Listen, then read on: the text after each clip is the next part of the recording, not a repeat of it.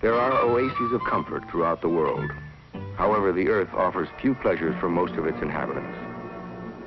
For his 10,000 years of grubbing a living off the planet, man has found life for the most part to be cruel. Disenchantment abounds, fatigue, hunger, and cold. However, nature, almost as an afterthought, softened her terms. She sprinkled the harsh earth with a variety of plants, each offering momentary escape, a passport from reality. Their protective effects have been known since the time of the ancients.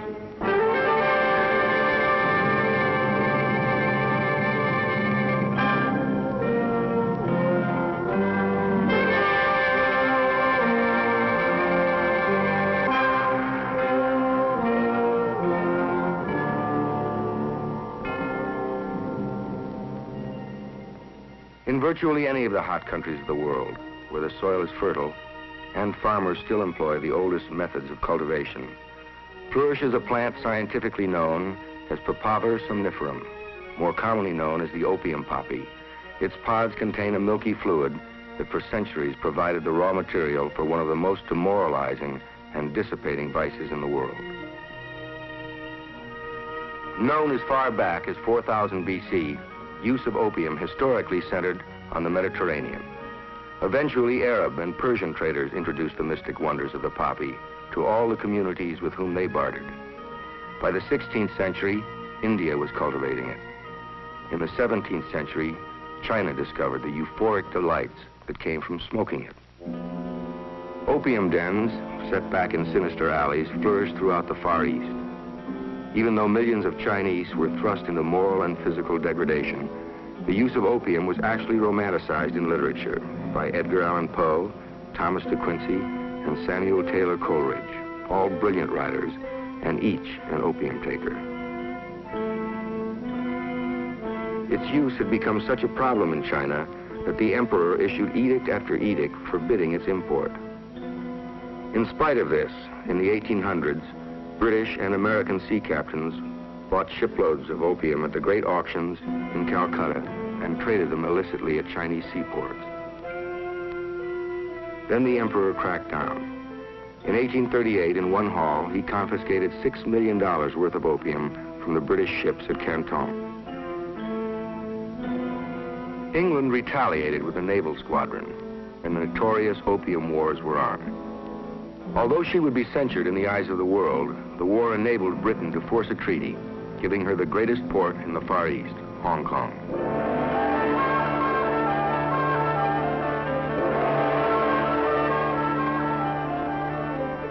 As well as unrestricted opium trade for her enterprising sea captains. Then, in the 19th century, a German refinement.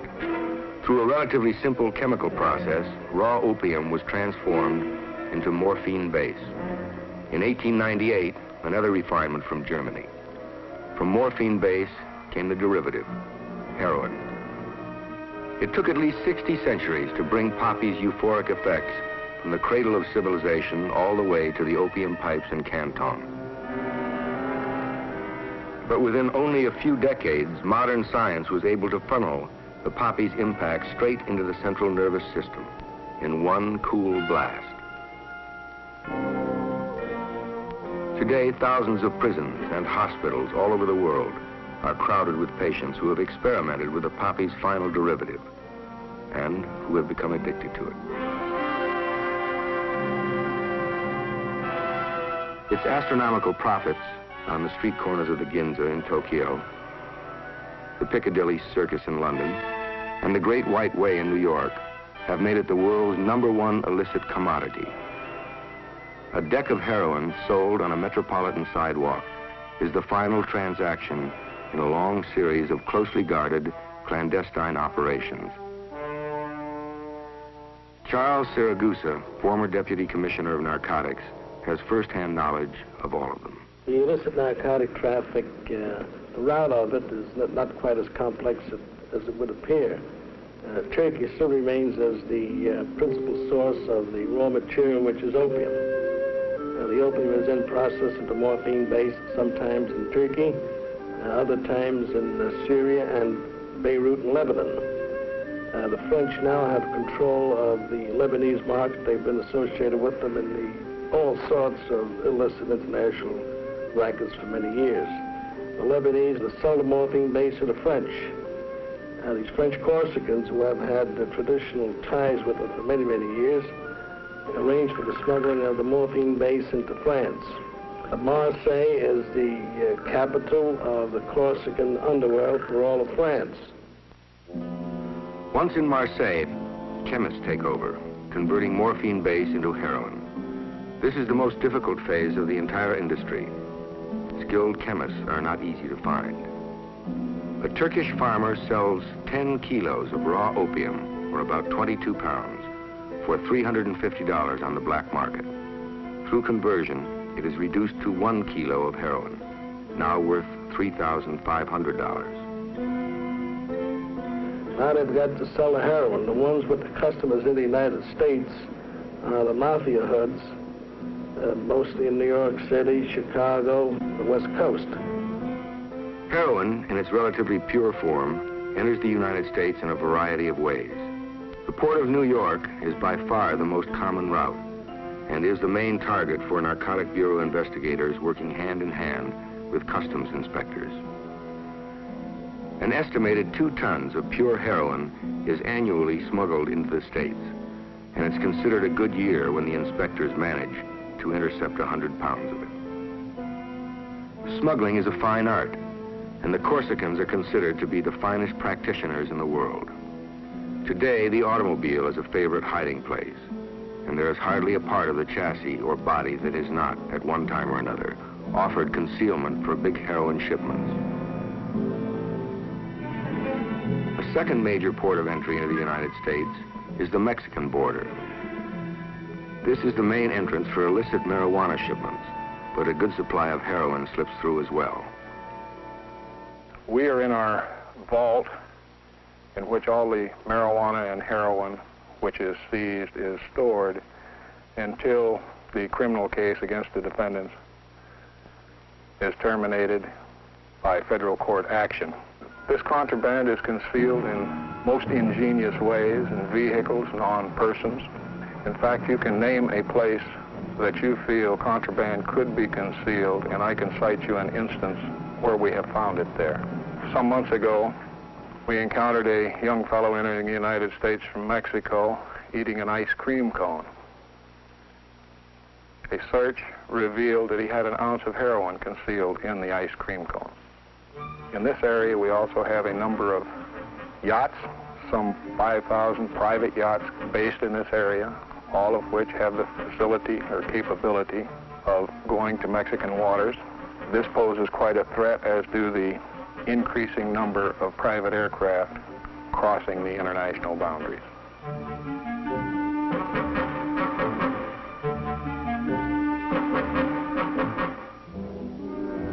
Once the heroin reaches its American distributors, it is blended with milk sugar and is cut at least one more time by the peddler himself.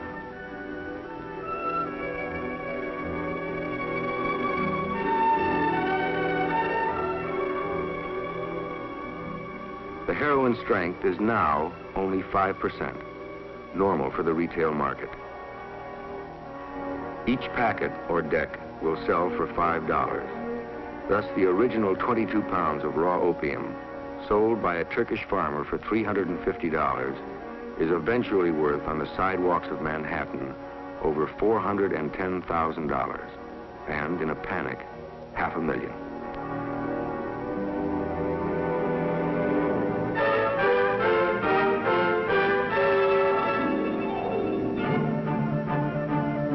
This is the focal point of hard drug addiction in the United States. The urban ghettos house nearly 3/4 of the hardcore addicts, with New York's teeming slums far out in front.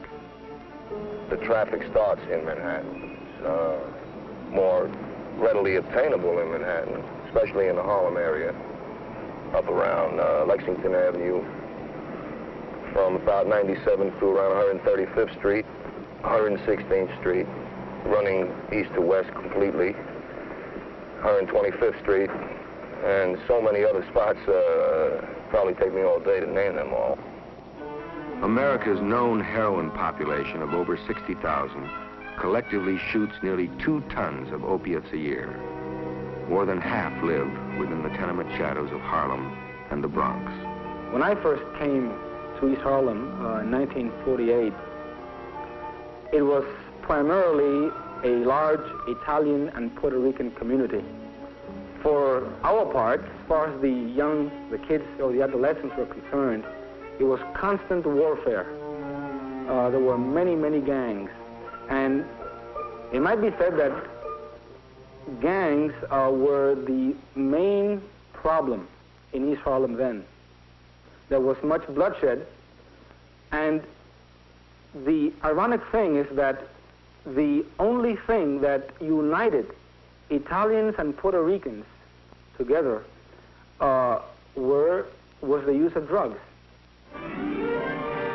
For the ghetto dweller, heroin is a desperate bid for freedom, an escape from the despair of the tenement prison. After getting married, sort of couldn't meet up with the responsibilities that I had taken on, and sort of felt the need to escape from these. My first marriage, I've been married twice, has only lasted about 4 years, with continuously using drugs. I had 2 children. Right after my first marriage broke up, I was immediately married again. In fact, my first marriage broke up through meeting this other woman. I went along for about 8 months not using drugs, and finally I come back to getting the feelings of, you know, trying to escape again. And I started using drugs 8 months after my second marriage. I feel that the main problem in the city at the time is environment. I would say that the good majority of the people that go on to heroin go on it as a result of their environment. The people they know, their friends, the ready availability to obtain it, and so forth. I started to use it. I started to sniff it just to be part of a group. I started to use it while I was in school. And one day I woke up and I was addicted. You know, I woke up and I was very sick, and I didn't know what was bringing it about. But I did find out that as soon as I took some heroin through my nose, I got well. I felt normal. And once a fellow is on heroin, it may be years before he realizes or wants to admit to himself that he is indeed a junkie and that he is in need of help. A fellow can start on narcotics, I would say, at any age, really, of course, and within a matter of 3 to 6 months, starting out at about $4 or $6 a day, he can work his way up to a $100 a day habit. I was using about over $100 a day. Everything I would get was to go through my arms. The Harrison Act of 1914, strengthened by a series of Treasury Department regulations, is the basic law restricting production and distribution of narcotics. Although the law does not refer to the addict himself, the implicit premise is that addiction is willful indulgence, meriting punishment. I feel that the people living in the metropolitan area are arrested more frequently and exposed to arrest, and the possibility of being jailed much more than the people in suburban areas, for the simple reason that a good majority of them, the majority of them, come from poverty homes. They don't have, in most cases, money for proper legal aid, although the city will provide them with some.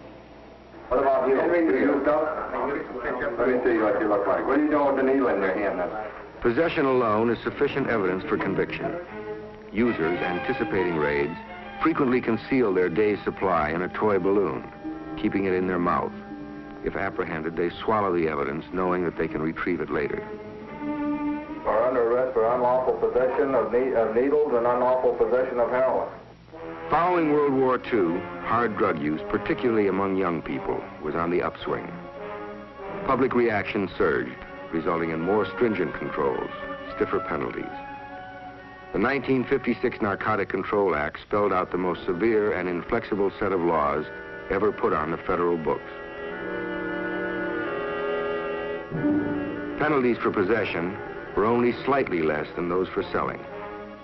Probation was possible only on a first offense possession charge. The sentence was 2 to 10 years. Second and third offenses and selling in any quantity, even soft drugs such as marijuana, brought terms up to 40 years with no chance for probation or parole. Selling heroin to a minor could bring a possible death penalty. At the same time the law was taking a harsher look at the addict, popular opinion began to swing back in his favor, recognizing that he was not just a criminal, but a sick person, a pathetic, tortured human being in need of help. The Narcotic Addict Rehabilitation Act of 1966 set forth a new national policy for treatment of addicts. At the core of the policy is the premise that addiction is an illness that should be treated, not a criminal act in itself. For the first time, federal law permitted addicts to apply for treatment instead of being prosecuted. At the Federal Narcotics Hospital in Lexington, Kentucky, bars that had restrained addicts for 33 years were removed, dramatic proof of society's new attitude toward the wretched victims of the opium poppy. It became a major drug abuse research center, administered by the National Institute of Mental Health. One of the distinctive contributions of the Narcotic Addict Rehabilitation Act of 1966 is the fact that it authorizes us to provide up to as much as 3 years of aftercare supervised by professionals in the community, in which the major emphasis is put on helping the addict to correct whatever inadequacies may have contributed to his addiction in the first place, in order to maximize the likelihood of his adjustment when he returns home. Throughout the 1960s, many new treatment programs have been launched, in and out of government. Perhaps the most publicized is Synanon, a private organization founded and managed by ex-addicts. Best thing for people is people, and Synanon provides the environment to bring together people from all walks of life. We now have 1,000 people in residence. Well, 4,000 people belong to our Synanon clubs, and they don't live here. People from all walks of life, newsmen, housewives, bricklayers, doctors, lawyers, and all people get together within the Synanon environment and talk, communicate to one another.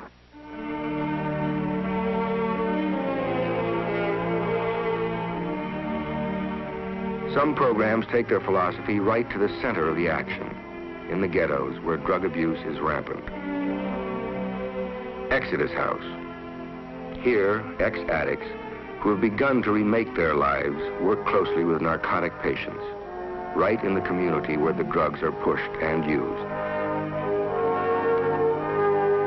Daytop Village is typical of the halfway house concept, where the addict is slowly eased back into society, one step at a time. In community extension projects like SPAN, the addict meets with citizens on the outside. He holds frank discussions with them on a group basis.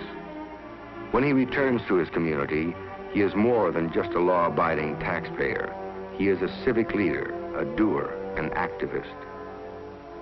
The drug problem, in all its complex facets, is a challenge to everyone. We are all potential drug takers, if not heroin, then tranquilizers, stimulants, sleeping pills, and alcohol.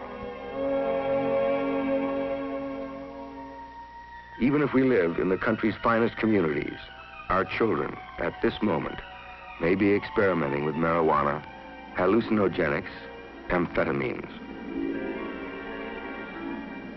Tight laws and stiff penalties are not the answer.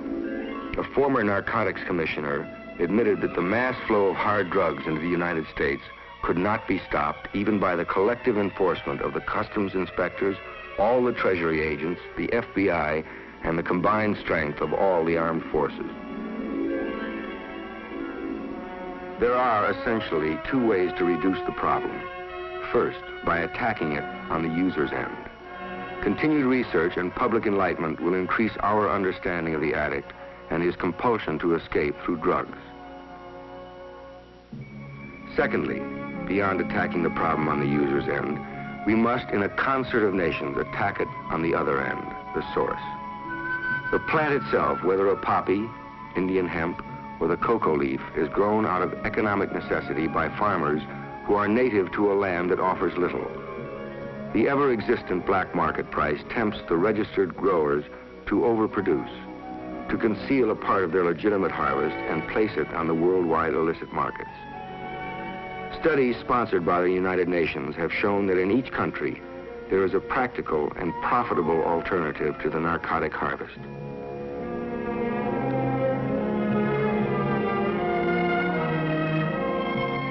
In the region of Baalbek, Lebanon, where 90% of the land was once planted with cannabis, or marijuana, now grow commercial crops that benefit rather than destroy.